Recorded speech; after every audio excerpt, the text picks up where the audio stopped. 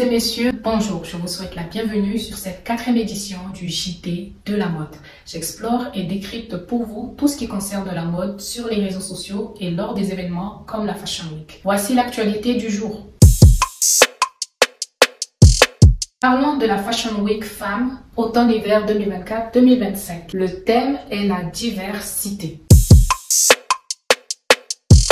Cette année, il y a de la diversité parmi les mannequins. Des mannequins de plus de 40 ans et d'âge mûr ont défilé pour quelques maisons de couture. Chez Balmain, Olivier Rousteing, qui a voulu célébrer sa mère adoptive, Lydia Rousteing, le créateur français a fait appel à des mannequins de plus de 40 ans, aux cheveux gris et blancs.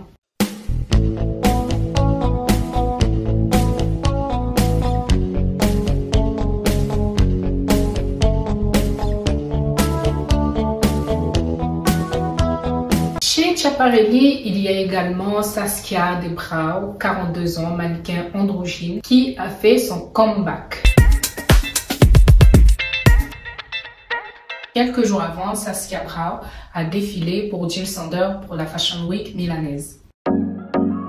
Faire défiler des femmes de cet âge-là n'a rien d'anodin et n'est simplement pas le fruit du hasard. Dans la mode où tout est millimétré, choisir de mettre en avant des femmes plus âgées à un défilé de mode, un message positif pour toutes les femmes. Et donc, enfin, la mode se souvient que celle qui dépense des fortunes dans des boutiques luxueuses a bien plus de 50 ans. Il est donc légitime de montrer des femmes de son âge qui traversent peut-être les mêmes étapes de vie.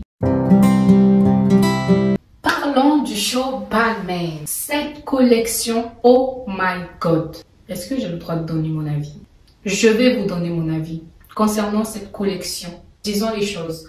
Balmain, que ce soit pour les hommes, que ce soit pour les femmes, Balmain a tout cassé, a tout déchiré. Je suis littéralement fan de cette collection. Si je pouvais me le permettre, 3/4 de cette collection serait dans mon dressing. Balmain, Olivier, toute l'équipe déchire. Je sais pas si c'est à moi de dire que tu mérites ta place dans ce domaine, mais je te le dis, tu le mérites amplement. Dans cette collection, il rend hommage à la ville de Bordeaux. On peut le distinguer avec les accessoires, par les bijoux, le sac à main, les motifs qu'il y a sur les vêtements en forme de raisin, un clin d'œil au vin de Bordeaux. Et comme je l'ai souligné plus haut, le fait qu'il y ait de la diversité, les jeunes femmes comme les femmes mûres, ce qui fait qu'on apprécie beaucoup cette collection, ça parle à tout le monde. Et également le fait qu'il n'y ait pas de mannequin ou top modèle phare. Le choix des couleurs n'est pas trop tape à l'œil, les drapés, les détails en fait sur les tenues sont excellents.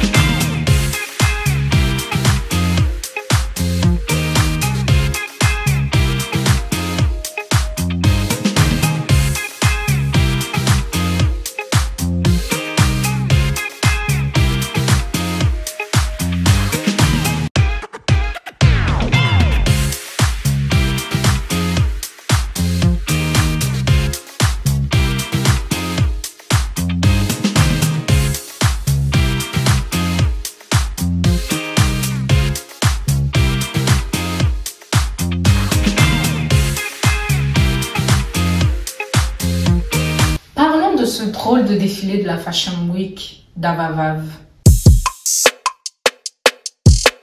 Déchets jetés sur les mannequins, créatrices entartées. Je te montre quelques images.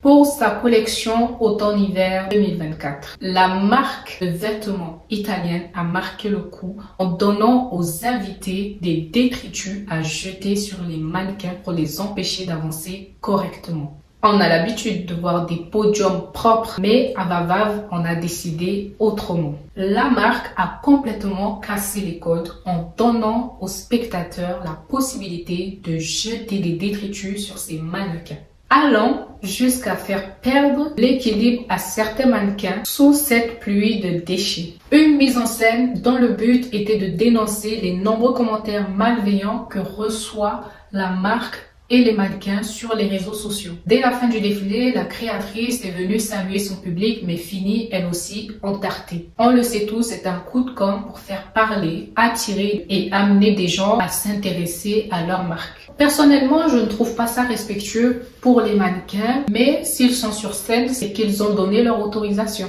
La 4e édition du JT de la mode est terminée. Je te laisse avec quelques images de mes coups de cœur.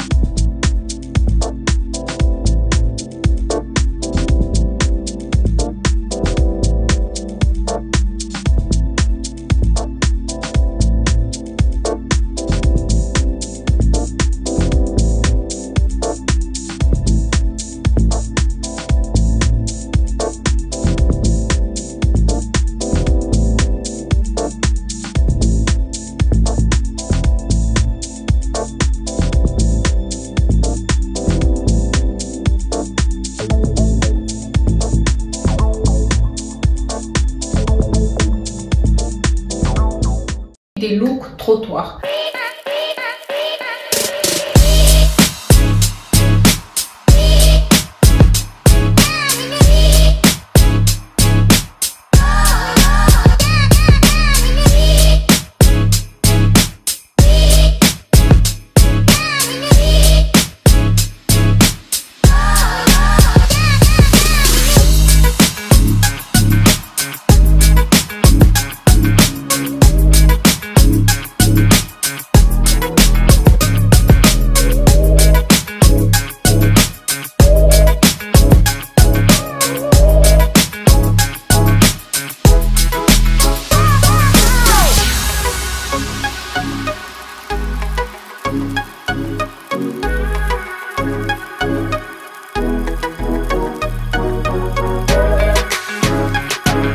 Je te remercie de m'avoir suivi jusqu'ici. Je t'invite à t'abonner, à liker, à commenter et à partager pour me soutenir. On se dit à la prochaine. Bye!